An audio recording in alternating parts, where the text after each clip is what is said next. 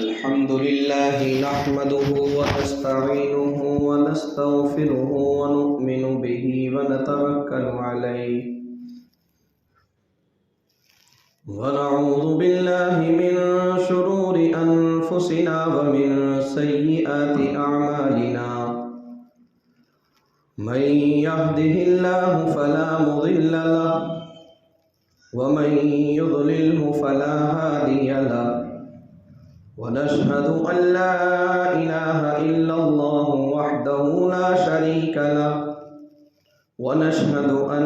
سيدنا ومولانا وحبيبنا وشفيعنا وسندنا محمد وعلى آله وصحبه وأزواجه وذرياته وبارك وسلم تسليما كثيرا كثيرا أما بعد فقد قال الله تبارك وتعالى في القرآن المجيد والفرقان الحميد أعوذ بالله من الشيطان الرجيم بسم الله الرحمن الرحيم قل هل يستوي الذين يعلمون والذين لا يعلمون إنما يتذكر أولو الألباب وقال تعالى وقالوا ربنا إنا أطعنا سادتنا وكبراءنا فأضلونا السبيلا ربنا آتهم ضعفين من العذاب والعنهم لعنا كبيرا وقال النبي صلى الله تعالى عليه وسلم فضل كلام الله على سائر الكلام كفضل الله على خلقه أو كما قال صلى الله تعالى عليه وسلم صدق الله العظيم وصدق رسوله النبي الكريم ونحن على ذلك من الشاهدين والشاكرين والحمد لله رب العالمين۔ عزت و احترام کے لائق تمام حضرات، بالخصوص علماء اعظام، حضرت مولانا شاہنواز صاحب جو ابھی بہت ہی مختصر سے وقت میں جمعیت علماء ہند کا تعارف پیش کیا، یقیناً میرا اپنا ذاتی نظریہ ہے کہ ہم میں سے کوئی بھی شخص ایسا نہیں ہے جو جمعیت علماء کو نہ جانتا ہو۔ البتہ کوئی کسی نحس سے جانتا ہے، کوئی کسی نحس سے جانتا ہے۔ آج کل موبائل اور ملٹی میڈیا موبائل کا زمانہ ہے، فیس بک اور واٹس ایپ اور ٹویٹر اور انسٹاگرام، ان تمام چیزوں کا دور دورہ ہے۔ تو ہمارا ہر نوجوان بھائی ان تمام چیزوں میں اپنی زندگی کو بسر کر رہا ہے، تو جمعیت علماء کی کارکردگی کبھی اخبارات کے ذریعے اور کبھی یوٹیوب کے ذریعے سے ہمیں سننے کے لیے ملتی رہتی ہے۔ آج کا ہمارا یہ مشن جو سیدنا جناب رسول اللہ صلی اللہ علیہ وسلم، اور اگر میں یوں کہوں تو بیجا نہیں ہو سکتا کہ جو مشن لے کر ہمارے جد امجد سیدنا آدم علیہ السلام اس روئے زمین پر تشریف فرما ہوئے، وہی پیغام، وہی مشن حضرت نبی اکرم صلی اللہ علیہ وسلم تک تقریباً 1.25 لاکھ انبیاء نے اس مشن کے اوپر اپنی زندگی کو لگایا ہے۔ اور جب آقا علیہ السلام اس دار فانی سے رخصت ہو گئے اور اس دار فانی سے تشریف فرما ہو گئے، تو اللہ تبارک و تعالی نے یہ مشن صحابہ کرام رضی اللہ عنہم اجمعین کو عطا کیا۔ اس کے بعد تابعین کا زمانہ، پھر اس کے بعد تابعین کا زمانہ، پھر اس کے بعد ائمہ مجتہدین، اولیاء اللہ، بزرگ علماء اور صلحاء کا زمانہ शुरू होता चला गया। अल्लाह तबारक व तआला ने ये मिशन नबी अलैहिस्सलातु वस्सलाम को दिया और सुफ़ा चबूतरे पर पढ़ने वाली वो जमात जिसको लोग यूँ समझते थे कि ये तो दुनिया के अंदर कोई दीवाने और मजनू पड़े हुए हैं, कोई पागल पड़ा हुआ है, कोई आपको यानी जैसे हज़रत अबू हुरैरा रज़ियल्लाहु अन्हु जैसे सहाबी जब सुफ़ा चबूतरे पर पड़े हुए होते तो कोई मिर्गी का दौरा समझकर, कोई और चीज़ और बीमारी समझकर वो कोई किसी को वो जूते सूंघाता, कोई आपको इसी तरीक़े से आपकी गर्दन के ऊपर अपने हाथों को लगाता, कोई इसी तरीक़े से अपने पैर की जूतियाँ हज़रत अबू हुरैरा को सूंघाता, कोई किसी तरीक़े से इन तमाम चीज़ों को और इन तमाम जुमलों को अपनी ज़बान से कहता कि ये अबू हुरैरा शायद कोई मरज़ुल वफ़ात में समझता, कोई आपको पागल या दीवाना कहता, कोई आपको मजनू कहता, लेकिन उन्हें क्या मालूम था कि ये नबी का ग़ुलाम, नबी से इश्क करने वाला, क़ुरआन से मोहब्बत रखने वाला, क़ुरआन पर अमल पैरा होने वाला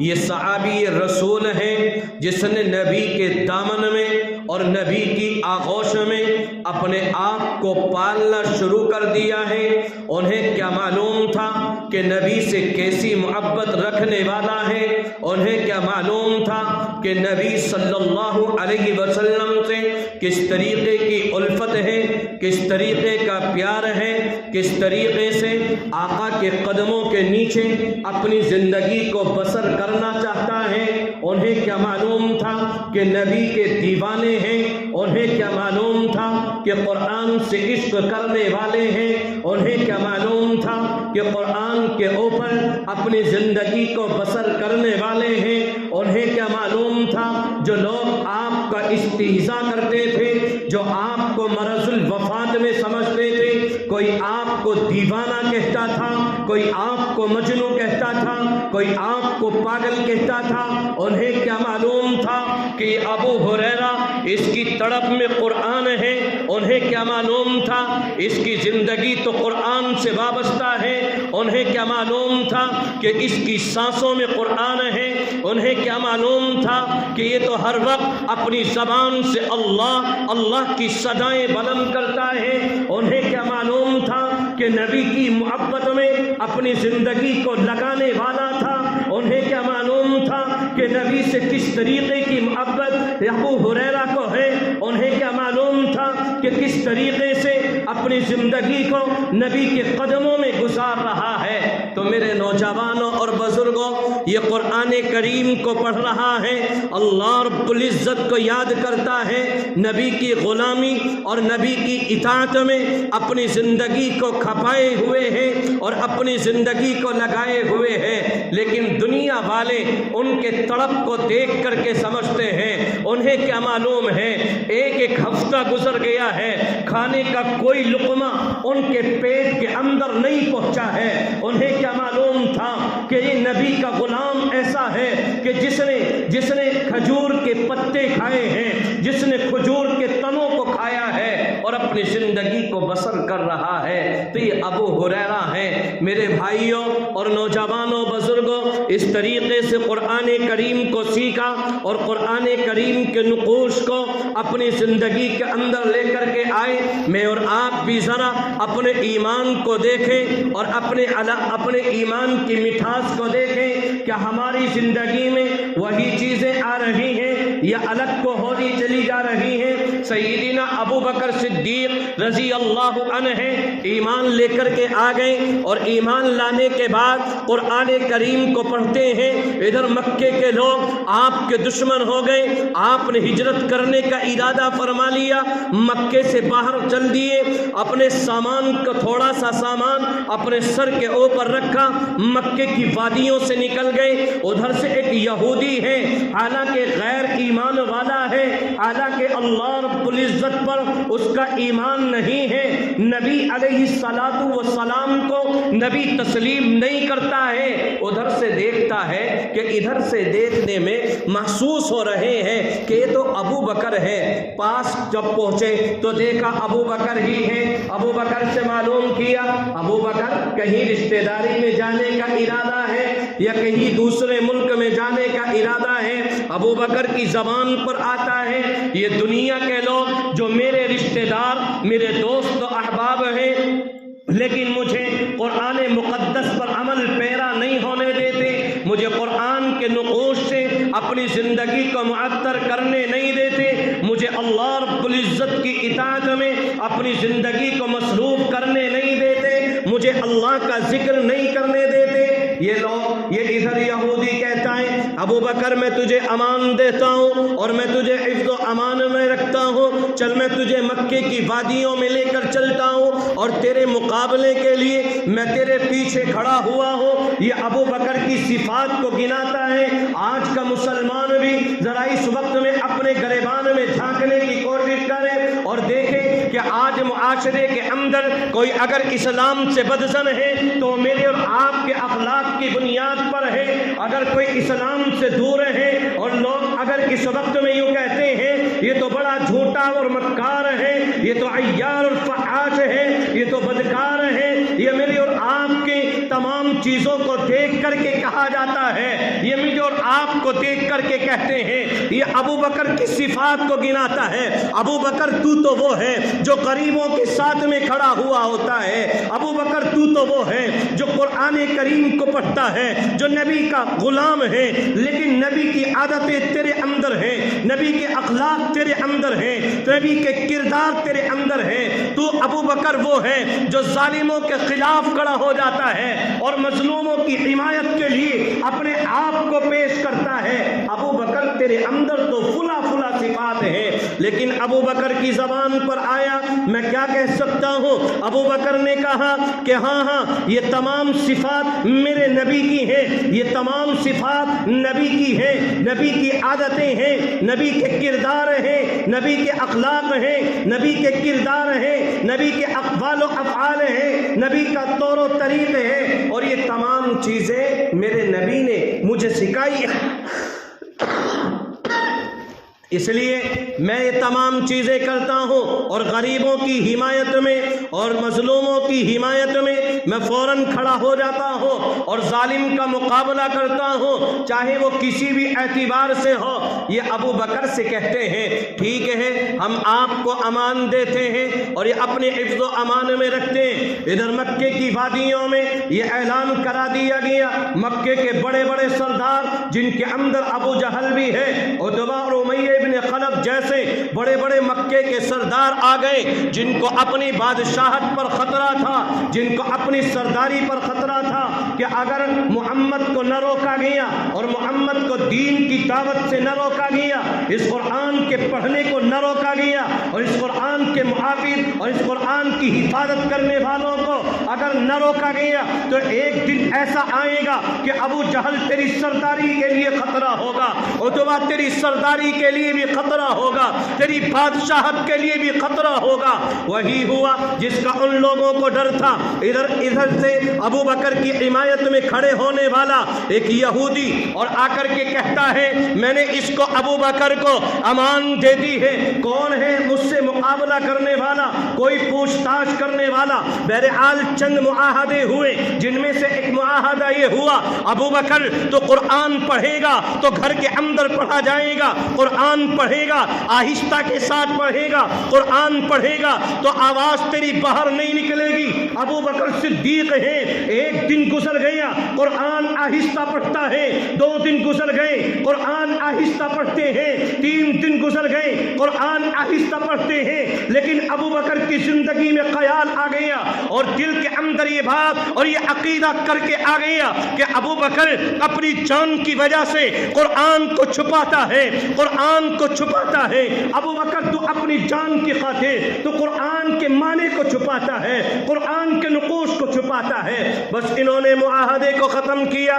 اور ابو بکر نے گھر سے باہر قدم رکھا اور زور سے بلند آواز میں قرآن پاک کی تلاوت کی۔ ادھر مکے کے بڑے بڑے نوجوان ابو بکر کی تلاوت سننے کے لیے آ گئے۔ مکے کی در و دیوار پر لوگ لٹکنا شروع ہو گئے، اس لیے کہ قرآن کو سنا جاتا ہے۔ قرآن کریم کا مٹھاس ہے، قرآن کے نقوش ایسے ہیں کہ جو قرآن کو صحیح طریقے سے پڑھتا ہے آج بھی وہی مزہ ہے، کل بھی وہی مزہ تھا۔ ابو بکر نے قرآن کی آیتیں پڑھی، ادھر مکے کی وادیوں میں چرچا گونجنا شروع کر دیا۔ ابو بکر قرآن کو پڑھتا ہے، ابو بکر قرآن کو پڑھتا ہے۔ لوگ جوگ در جوگ قرآن کو سننے کے لیے امٹ پڑے ہیں، ایک سیلاب کی طرف ابو بکر کی طرف آنے لگے ہیں۔ ادھر بادشاہوں نے اور ادھر سرداروں نے فیصلہ کیا اور اس یہودی کو بلایا اور بلانے کے بعد کہا کہ ابو بکر سے معاہدہ یہ ہوا تھا کہ اگر تم قرآن پڑھو گے تو گھر کے اندر پڑھا جائے گا،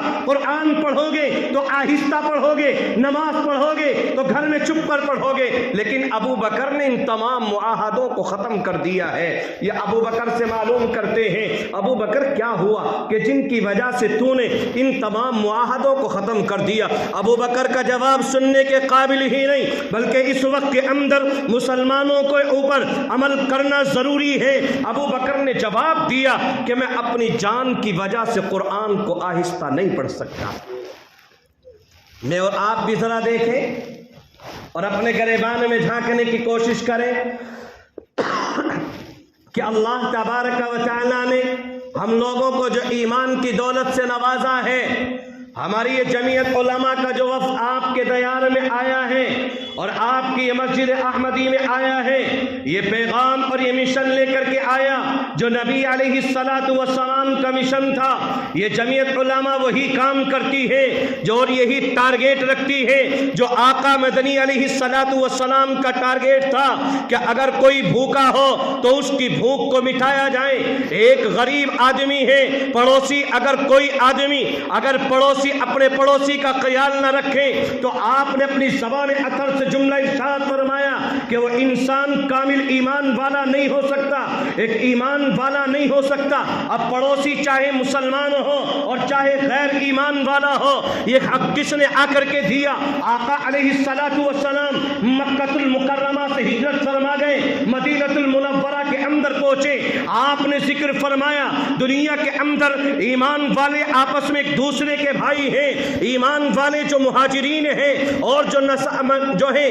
اس طریقے سے مدینے کے اندر رہنے والے، جو اس طریقے سے مدینے کے اندر رہنے والے یہ صحابہ کا مجمع ہے، انہوں نے کس طریقے کی مدد پیش کی ہے اور کس طریقے کا بھائی چارہ نبھایا ہے۔ مدینہ المنورہ کے اندر جب آقا مدنی نے جملہ ارشاد فرمایا ایمان والے آپس میں ایک دوسرے کے بھائی ہیں، تو صحابہ نے اگر کسی کے پاس میں دو باغ ہیں، ایک کو ہدیے میں اپنے بھائی کو دے دیا، اگر بیوی دو ہیں تو ایک کو طلاق دے کر اس کا نکاح اس سے کرا دیا گیا۔ یہ علماء بیٹھے ہوئے ہیں اور آپ میں سے بہت سے لوگ جانتے ہیں کہ کس طریقے کی مثالیں آقا علیہ السلام کے اوپر ان صحابہ کرام رضی اللہ عنہم اجمعین نے پیش کی ہے۔ آج میں اور آپ بھی دیکھیں، ایک مسلمان بھائی اگر کوئی دوسرا مسلمان بھائی پھنستا ہوا نظر آئے، اگر گرانے کا نمبر آ جائے تو آج میں اور آپ اس کے لیے پیچھے کھڑے ہوئے ہوتے ہیں، لائنوں کے اندر ہیں، لیکن اس طریقے سے سنبھالنے کے لیے نہیں، اس کے قرآن کریم کی حفاظت کے لیے نہیں، نبی علیہ السلام کی عادتوں کے لیے نہیں، نبی کے اخلاق و کردار کے لیے نہیں، نبی کے اقوال و افعال کے لیے نہیں، نبی کے طور و طریق کے لیے نہیں، اس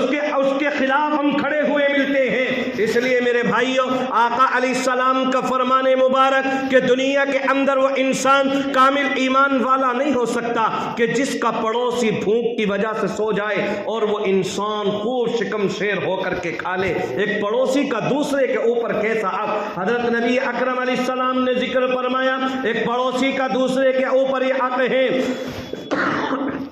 کہ سیدنا جبریل امی علیہ الصلاۃ والسلام جب بھی آتے پڑوسی کا کوئی نہ کوئی حق ذکر فرما دیتے، یہاں تک کہ نبی علیہ السلام فرماتے ہیں کہ کبھی کبھی تو میرے ذہن کے اندر یہ بات آنے لگتی کہ شاید پڑوسی کا اتنا حق ذکر فرمائیں گے کہ میراث میں بھی پڑوسی کا حق ہو۔ آج دنیا کے اندر آنے کے بعد ہم دیکھ لیں اور غور و فکر کر لیں کہ ہم اپنے بچوں کو جو تعلیم دینا چاہتے ہیں، یقیناً جمعیت علماء کا یہ وقت یا کوئی بھی عالم یا کوئی بھی مولوی یا کوئی بھی مفتی آپ کو یہ نہیں بتائے گا کہ آپ اپنے بچوں کو دنیا کی تعلیم نہ دو۔ ہاں یہ وقت آپ کو یہ ضرور پیغام دے گا کہ آپ اپنے بچوں کو بہترین سے بہترین انجینئر بناؤ، بہترین سے بہترین ڈاکٹر بناؤ اور بہترین سے بہترین جج بناؤ، لیکن اسی کے ساتھ ساتھ یہ وقت یہ پیغام بھی ضرور دے گا جو آقائے مدنی علیہ السلام کا مشن ہے، جو صحابہ کا مشن ہے، جو علماء کا مشن ہے، اور وہ مشن یہ ہے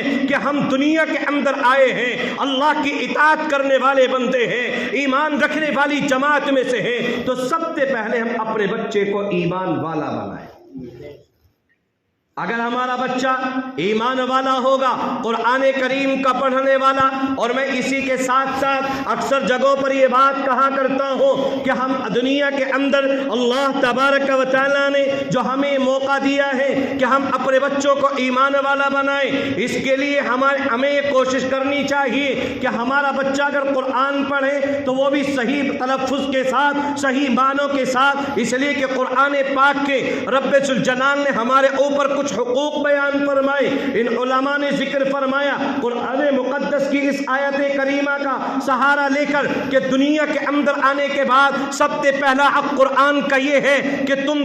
سب سے پہلے اس چیز کو سمجھو کہ قرآن اللہ رب العزت کی کتاب ہے۔ اللہ رب العزت نے فرمایا کل آمن باللہ وملائکتہ وکتبہ ورسلہ، کہ ایک ایمان والے کی شان تو یہ ہے کہ وہ سب سے پہلے اللہ رب العزت پر ایمان رکھیں اور اس کے تمام فرشتوں پر ایمان لائے اور اس کی تمام کتابوں کے اوپر ایمان رکھے۔ تو یہ تمام کتابیں، جو تورات ہے اس کے اوپر بھی، جو انجیل ہے اس کے اوپر بھی، جو زبور ہے اس کے اوپر بھی، جو دیگر صحائف ہیں ان کے اوپر بھی، اور یہ قرآن مقدس رب ذوالجلال کی عطا کردہ نعمت ہے۔ اللہ رب العزت نے فرمایا وَكُتُبِهِ، جو ہم نے تمام کتابیں نازل کی ہیں، ان تمام کتابوں کے اوپر یہ یقین رکھنا کہ اللہ رب العزت کی کتاب ہے۔ اس لیے سب سے پہلا حق کون سا ہے بھائی؟ کہ ہم اللہ رب العزت کی کتاب کو، اس کتاب کو کتاب تسلیم کریں کہ اللہ رب العزت کی کتاب ہے۔ اللہ رب العزت نے پیغام دیا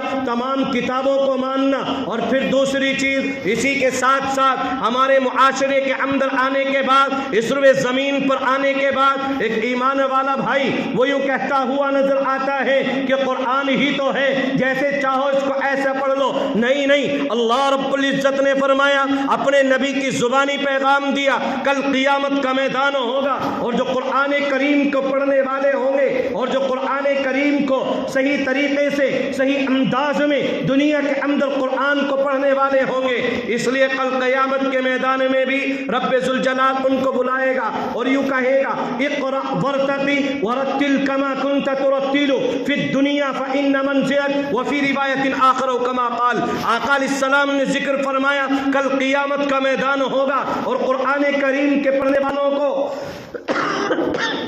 اور قرآن کریم کے محافظوں کو اور قرآن کریم کے نقوش والوں کو اور قرآن کریم کی حفاظت کرنے والوں کو اللہ رب العزت بلائیں گے اور یوں کہیں گے کہ دنیا کے اندر تو قرآن کریم کو جس طریقے سے اور جس انداز میں بہترین طریقے پر قرآن کو پڑھتا تھا، آج بھی قرآن کریم کو ایسے ہی پڑھتا جا اور جنت کے بالا خانوں پر چڑھتا چلا جا۔ دنیا کے اندر کیسے پڑھتے تھے؟ ابھی حضرت قاری صاحب نے قرآن مقدس کی تلاوت کی۔ یقیناً جو قرآن پاک کو صحیح طریقے سے، اگر قرآن کریم کو صحیح انداز میں اور صحیح معنوں کے اعتبار سے پڑھا جائے تو قرآن کریم کو ایسا مزہ آتا ہے سننے کے لیے بھی کہ قرآن کریم کو پڑھتا چلا جائے اور قرآن کریم کو پڑھتے پڑھتے اس کی زندگی ختم نہ ہو، ہماری بھی زندگی ختم نہ ہو، اور اس قرآن کریم کو پڑھتے پڑھتے اپنی زندگی کو صرف کرنے والے بن جائیں۔ اور اسی پر بس نہیں، میں اپنے ان بزرگوں کی طرف اشارہ کیے چلا ہوں کہ جو یوں سمجھتے ہیں کہ ہماری عمریں تو 50 سال ہو گئی، ہمیں تو 40 سال کی عمر گزر گئی، یا ہمیں 60-70 سال کی عمریں ہو گئی، اب تو ہم قرآن نہیں پڑھ سکتے، اب تو ہم قرآن کریم کو اپنی زندگی کے اندر نہیں لا سکتے، تو گھبرانے کی ضرورت نہیں ہے۔ آقا مدنی نے کیا پیغام دیا ان لوگوں کے لیے جو قرآن مقدس کو آہستہ قرآن کریم کو روزانہ پڑھنے کا معمول بناتے ہیں، قرآن کریم کو اٹک اٹک کر کے پڑھتے ہیں۔ آقا مدنی نے ارشاد فرمایا اللہ رب العزت ان کو دوہرا اجر عطا فرماتے ہیں، اس لیے کہ وہ جب قرآن کریم کو اٹک اٹک کر کے پڑھتے ہیں تو ایک اجر ان کو اٹکنے کا ملتا ہے اور دوسرا اجر اللہ رب العزت کی طرف سے ان کو قرآن مقدس کے پڑھنے کا عطا کیا جاتا ہے۔ اس لیے میرے بھائیوں اپنی زندگی کو قرآن سے معطر کرو، اور اللہ رب العزت کے ماننے والوں اور اللہ پر ایمان رکھنے والوں، اگر دنیا کے اندر آپ اپنے بچوں کو جو چاہو پڑھاؤ، لیکن کل قیامت کے میدان کے لیے بھی تیار رہنا۔ اگر ہم نے اپنے بچوں کو دنیا کے اندر رہ کر اگر ہم نے اپنے بچوں کو دینی تعلیم سے دور رکھا اور اپنے بچوں کو قرآن سے دور رکھا اور اپنے بچوں کو نبی کی سنت سے دور رکھا اور اپنے بچوں کو نبی کی سیرت سے دور رکھا اور اپنے بچوں کو نبی کے اخلاق و کردار سے دور رکھا اور نبی کی ہر ادا سے اور نبی کی سیرت سے ہم لوگوں نے اپنے بچوں کو دور رکھا، تو یہی بچے ہوں گے جو کل قیامت کے میدان میں ہمارے لیے رب ذوالجلال کے سامنے کھڑے ہو کر اعلان کریں گے کہ اے پروردگار عالم، یہ میرا باپ ہے، یہ دنیا کے اندر چاہتا تو میں اس گمراہی سے نکل سکتا تھا، اگر یہ چاہتا تو مجھے قرآن پڑھا سکتا تھا، اگر یہ چاہتا تو مجھے نبی کی سنت بتا سکتا تھا، اگر یہ چاہتا تو نبی کی سیرت بتا سکتا تھا، اگر یہ چاہتا تو نبی صلی اللہ علیہ وسلم کی ادائیں میری زندگی میں معطر کرا سکتا تھا۔ اس لیے دنیا کے اندر رہ کر میں نے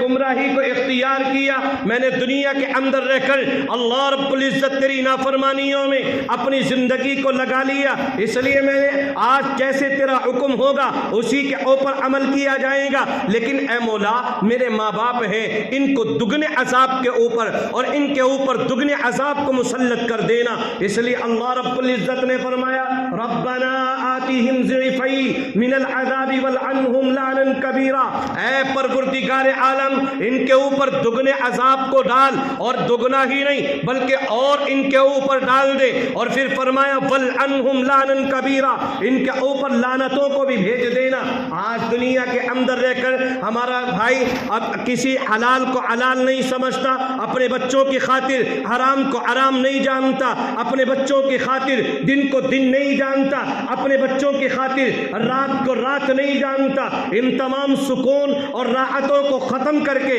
یہ اپنی زندگی کو لگاتا ہے، اور یہی بچے ہوں گے جو ہمارے لیے ذریعہ نجات نہیں ہوں گے، بلکہ یہی بچے ہمارے لیے اللہ رب العزت کے دربار میں کھڑے ہو کر کے کہیں گے اے مولا ان کے اوپر دگنے عذاب کو مسلط کر دے۔ اس وقت کے اندر ہم کیا کہیں گے؟ ایک طرف تو یہ بچہ ہوگا اور دوسری طرف قرآن کریم کا محافظ ہوگا، دوسری طرف قرآن کا پڑھنے والا ہوگا، دوسری طرف قرآن کا شیدائی ہوگا، دوسری طرف نبی صلی اللہ علیہ وسلم کی سیرت کو اپنی زندگی میں لانے والا ہوگا، نبی کی سنتوں کے اوپر عمل پیرا ہونے والا ہوگا۔ جب اللہ رب العزت کہیں گے کہ دنیا کے اندر رہ کر تم نے میرے قرآن کو پڑھا، تم نے دنیا کے اندر رہ کر میرے نبی کی سنتوں کو اپنی زندگی کے اندر لے کر کے آئے تو جاؤ تمہارا ٹھکانہ جنت ہے، تو یہی بچہ ہوگا اس وقت کے اندر یوں کہے گا اے پروردگار عالم میں جنت کے اندر کیسے چلا جاؤں، میرے والدین ہیں وہ کیسے جہنم کے اندر جائیں گے، اور میں جنت کے اندر راحتوں میں سکون میں اطمینان میں چلا جاؤں، میرے والدین ہیں جن کو تو نے جہنم کا سرٹیفکیٹ عطا کر دیا ہے۔ اس لیے اللہ رب العزت کے دربار میں یہ بچہ کھڑا ہو کر کے آرزویں کرے گا اور تمنا کرے گا، جب اللہ رب العزت کہیں گے جا تو دنیا کے اندر رہ کر ایسے 7 آدمیوں کو کم سے کم چھانٹ لے جن کے اوپر جہنم واجب ہو چکی ہے، جن کے لیے ہم نے جہنم کا اعلان کر دیا ہے، یہ حافظ قرآن کھڑا ہوگا، یہ قرآن کا محافظ کھڑا ہوگا اور 7 آدمی کم سے کم ایسے چھانٹے گا جن کے اوپر جہنم واجب ہو چکی ہوگی، جن کے لیے فیصلہ رب ذوالجلال کی طرف سے یہ کر دیا گیا ہوگا کہ ان کو جہنم کے اندر جانا ہے۔ اس قرآن پاک کے پڑھنے کی بدولت اللہ رب العزت ان کو جہنم سے نجات عطا فرمائیں گے۔ اس لیے دنیا کے اندر رہ کر نبی علیہ السلام پر یہ نازل ہونے والی کتاب قرآن مقدس کے نقوش کتنے ہیں۔ اس لیے میرے بھائیوں، آج کا یہ ہمارا پروگرام جمعیت علماء کی طرف سے ہے۔ ہمیں اب اس چیز کے اوپر غور و فکر کر لینی چاہیے، جگہ جگہ پر جا کر کے اپنے بچوں کی تربیت کے لیے مسجد کے اس مکتب کو جو ہم نے قائم کیا ہے، اس مکتب کی فکر کے لیے اپنے نوجوانوں سے، بزرگوں سے ان کی منت اور سماجت کر کے ان کے بچوں کو مسجد کے در و دیوار میں لے کر کے آؤ۔ اس لیے کہ جب دنیا کے اندر یہ قدم مسجد کے اندر رکھے گا، اللہ رب العزت کی اطاعت میں اپنی